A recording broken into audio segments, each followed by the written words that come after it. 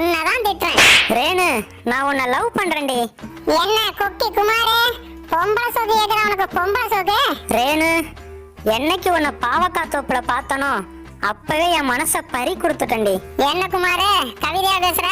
நான் உண்மையை தாண்டி சொல்லிட்டு இருக்கேன். சரி சரி, நீ சொல்லிக்கிட்டே இரு. நான் சோழகாட்டுக்கு டிக்டாக் பண்ண போறேன். ஏண்டா, அவ தான் டிக்டாக் பைத்தியம், அவ பின்னாடி எதுக்குடா அலையிற? ஓனர, அவ டிக்டாக் பைத்தியம், எனக்கு அவ மேல பைத்தியம். கேட்டது ஏன் தப்புதான்டா, நான் கிளம்புறேன். ஐயோ, எங்கேயா போற? அவளை கரெக்ட் பண்ணி கொடுத்துட்டு போயா. ஏய், என்னடா வேலையை பார்க்க சொல்ற? என்ன ஐயோ, 2 பேரும் சேர்த்து வைக்க சொன்னையா? சேர்த்து வைக்கணுமா? பார்க்க பாவமா இருக்குதேன்னு உன்னை பாவக்காய் தோப்புக்கு மேட்சலுக்கு அனுப்புனா மனசை பறி கொடுத்துட்டு வந்து நிக்கிற நீ. சாரி ஓனர. அப்படியே நடிக்காதடா, என்ன நடக்குதுன்னு பொறுத்து இருந்து பாப்போம்.